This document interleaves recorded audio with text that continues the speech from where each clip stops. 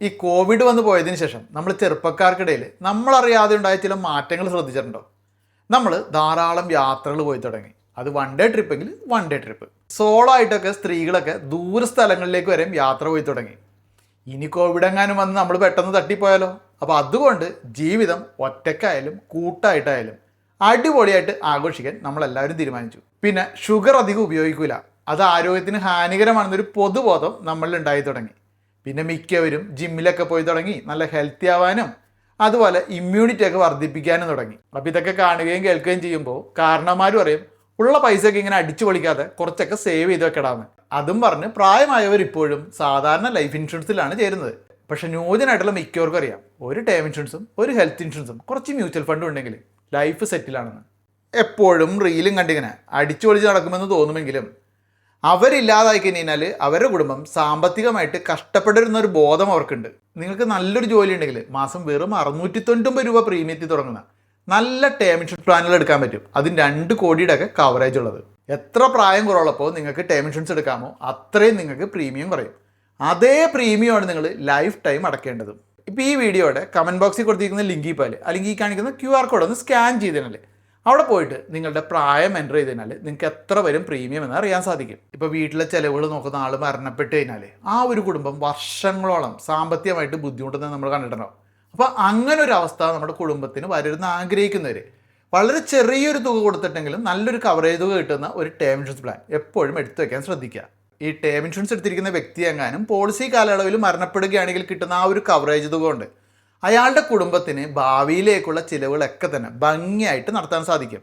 നമുക്ക് വർഷത്തിൽ എത്ര ചിലവ് വരുന്നോ അതിൻ്റെ 15 അല്ലെങ്കിൽ 20 മടങ്ങ് കവറേജ് ഉള്ള ഒരു പ്ലാൻ എടുക്കുന്നതാണ് ശരിക്കും ബുദ്ധിപരമായിട്ടുള്ള തീരുമാനം. ഇപ്പം നിങ്ങളുടെ കുടുംബത്തിൻ്റെ ഒരു വർഷത്തെ ചിലവ് അതൊരു 5 അല്ലെങ്കിൽ 6 ലക്ഷം രൂപയാണെന്ന് കരുതുക. അങ്ങനെയാണെങ്കിൽ നിങ്ങൾ 1 കോടിയുടെ കവറേജ് ഉള്ള ഒരു ടേം ഇൻഷുറൻസ് പ്ലാനാണ് എടുക്കേണ്ടത്. അതുപോലെ ഒരു ടേം ഇൻഷുറൻസ് എടുക്കുമ്പോൾ ഭൂരിഭാഗം ആളുകളും മറന്നു പോകുന്ന ഒരു കാര്യമുണ്ട്.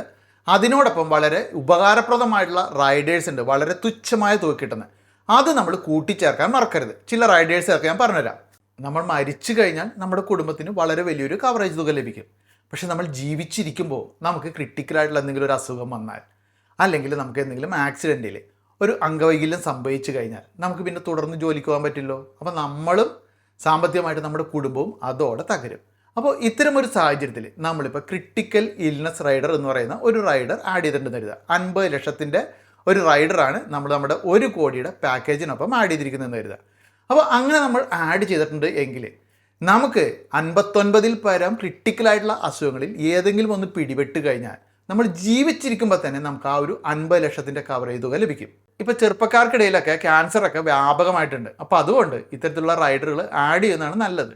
ഇനി നിങ്ങൾ 50 ലക്ഷത്തിൻ്റെ ആക്സിഡൻറ്റ് ഡിസബിലിറ്റി റൈഡറാണ് ആഡ് ചെയ്തിരിക്കുന്നതെന്ന് കരുതുക. നമുക്കൊരു ആക്സിഡൻറ്റ് പറ്റി എന്തെങ്കിലും അംഗവൈകല്യം സംഭവിച്ചു കഴിഞ്ഞാൽ ആ 50 ലക്ഷം ആ ഒരു കവറേജ് തുക നമുക്ക് അപ്പോൾ തന്നെ ലഭിക്കും. ഇനി മറ്റൊരു ആഡ് ഓൺ ആണ് ആക്സിഡൻ്റൽ ഡെത്ത് ബെനിഫിറ്റ് റൈഡർ. ഇപ്പോൾ നമ്മൾ 1 കോടിയുടെ ബേസ് ടേം പാക്കേജ് എടുത്തിട്ടുണ്ടെന്ന് കരുതുക. ആ ബേസ് ടേം പാക്കേജിനോടൊപ്പം നമ്മൾ 50 ലക്ഷത്തിൻ്റെ ആക്സിഡൻ്റൽ ഡെത്ത് ബെനിഫിറ്റ് റൈഡർ കൂടി ആഡ് ചെയ്തിട്ടുണ്ടെങ്കിൽ നമ്മളെങ്ങാനും ആക്സിഡൻറ്റിൽ മരണപ്പെടുകയാണെങ്കിൽ അവർക്ക് ലഭിക്കേണ്ട സാധാരണയായിട്ടുള്ള 1 കോടിയുടെ ആ ഒരു കവറേജിനോടൊപ്പം 50 ലക്ഷം കൂടി ലഭിക്കും. അതുപോലെ മറ്റൊരു ആഡ് ഓൺ ആണ് ടേർമിനൽ ഇൽനെസ് റൈഡർ എന്ന് പറയുന്നത്. അതായത് നമുക്ക് ഗുരുതരമായിട്ടുള്ള ഏതെങ്കിലും ഒരു അസുഖം വന്നിട്ട് നമ്മൾ 6 മാസത്തിനുള്ളിൽ അല്ലെങ്കിൽ 1 വർഷത്തിനുള്ളിൽ മരിക്കുമെന്ന് മെഡിക്കലി കൺഫേം ആണെങ്കിൽ നമ്മൾ ജീവിച്ചിരിക്കുമ്പോൾ തന്നെ നമുക്ക് കവറേജ് തുക ലഭിക്കും.